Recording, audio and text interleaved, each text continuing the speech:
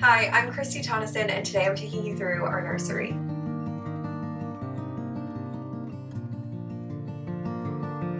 So I am in marketing. I run Tonnessen Studio. I'm not a designer, and this is something that I have learned how to put together and have had so much fun doing, but we don't know the gender. We're expecting our first baby, and so I wanted something that really felt neutral, but also had a fun design element, so we kind of went for it in pieces. I'm so excited to share everything with you, and our plan once baby comes is to maybe dress it up with a little bit of artwork to add feminine or little baby masculine pops. So let me take you through it. There were so many details that went into this space that I'm going to take you through all of them, just because I think it's so hard to find good sources that once I found them, I'm just so happy to share them because it can be a journey. But this is really the fabric that started the whole space and grounded the inspiration and set the color scheme. So I found this beautiful Chelsea Textiles, I think it's called Wildflower on Squiggle embroidery, and it instantly set the tone for the room. I chose the paint colors, which are Benjamin Moore, based off of this fabric. I actually brought it in and had them color match with the green on the flower, which is why it's such a perfect match. And then we ended up wanting to do this day bed because I wanted something cozy that really worked for us to be comfortable in if we were sleeping here, but also be something that if I'm breastfeeding or wanting to just be playing or cozy with the baby, it's very comfortable to be in. So when you look straight on, the relaxed Roman really complements the curtains, and then our little bunny friend over here ties it all together so we have just a complete moment. And then we're renting. So I was trying to get this vision. At one point I wanted to do it with the walls and the fabric too, but I needed to cut some corners, and what we ended up landing on is this kind of ingenious hack where we had this built as a magnet. So really what we did was just slid a twin bed frame in, but had it look like the whole thing was built in. So when we move one day, when we find a house, I can take that piece with us, we can panel a corner of the room, and then this is the one thing, like we have to add this wall, but all in, it's worth it because the effect is amazing, but it's not a whole platform build out like it looks, which really makes a huge difference cost-wise.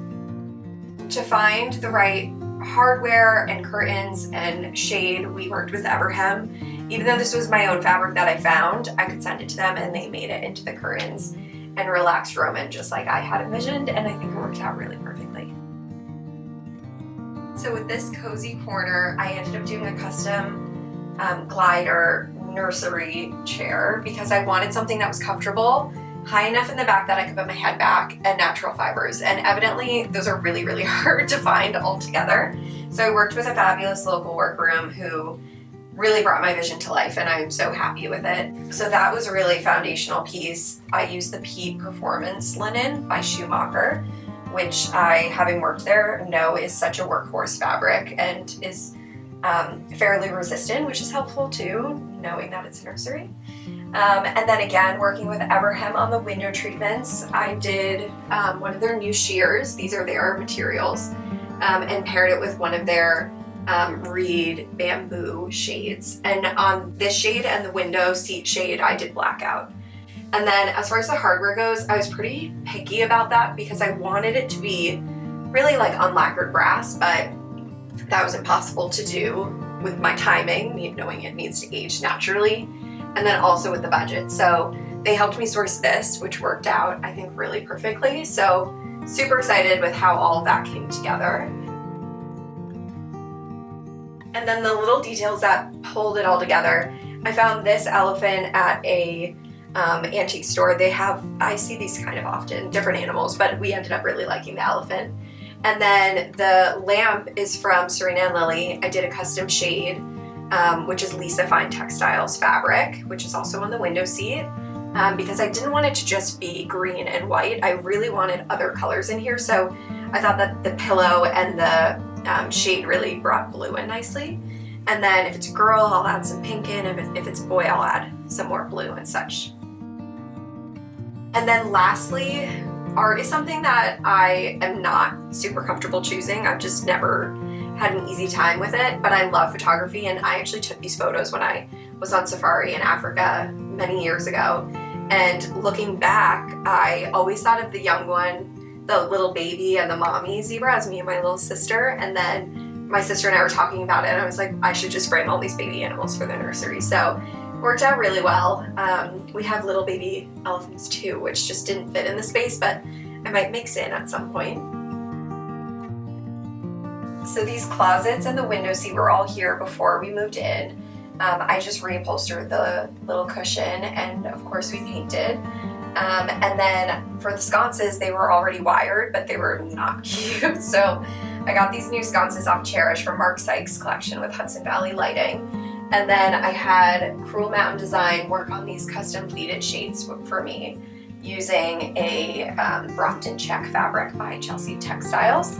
And then again, working with Abraham on the window treatments, which were a dream. How they came out, I really wanted both the shade and the curtain look, so I'm really excited with how this all kind of works together.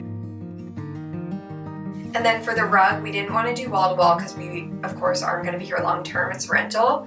So instead what we did was we did an area rug that we can always bring with us, and we did notch out the daybed, but we can always just cut this out and redo the seam. So it works in a normal room, and size-wise, I think that will be okay. But I wanted something that was completely natural fiber, so it's 100% wool.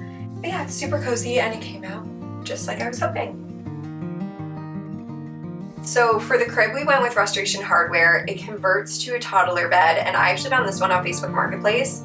I had chosen it online first, and then I searched the style I wanted, and I found it. So that was a great budget saver, and it came with all the original pieces and was in great shape. So would definitely recommend doing that if anyone's looking. I can't speak to the quality because I just got it, but it had a few different environmentally friendly and kind of like baby-proof certifications, which made me feel a lot more comfortable with it. But yeah, so that's the crib. It does adjust in height, and then for the skirt and these pillows, which I know aren't baby friendly, but maybe I throw them on the floor or do something else cozy with them, are Schumacher. So this one's Chelsea Textiles, a cute little embroidered elephant, but these and this skirt are all the Schumacher Tory stripe, which is quite sheer, so I did have it backed. But I thought it would be a nice neutral backdrop, and then we can add little blankets and fun pops. And then these turtles I found from one of my vintage sourcing friends, and they came together. It was just such a cute pair. And I actually didn't see them. I walked through the booth and didn't see anything, and Bobby was like, these could be perfect. And I was like, oh my gosh, great, because I have no plan for above the crib. So this worked out very well and was much easier than I had thought. So for the changing table, we went with my grandmother's dresser, which I've had since my first apartment, and I just really love the character and the history of it. And then what I really needed was a vintage mirror. I didn't have a strong vision for what I was looking for. I just knew I wanted something with character, but I also didn't want something so glitzy. So I worked with Lit Concept House based in California, and Dina from their team helped me find this, and it was just like one email. I sent her a note about what I was looking for. She sent this back, and I was like, oh my god, that's perfect. So I usually go over things like back and forth, thinking about it.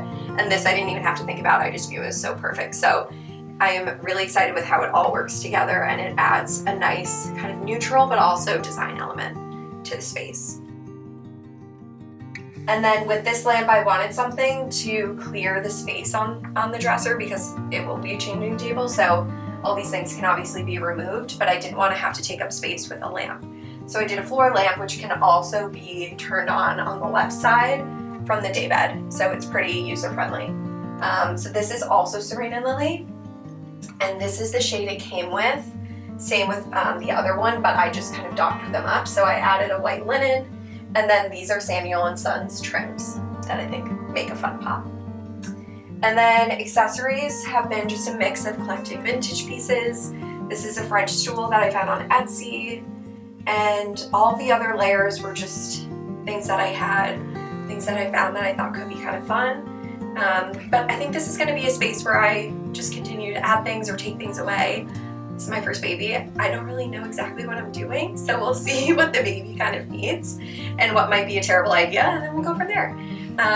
But I'm so glad that I was able to walk you through the nursery today. Again, it's such a special place for us, and it's really been the first time that I could really dive in and do a design project, which has been such a fun exercise for me. And I'm really happy with how it came out, and I hope you love it too.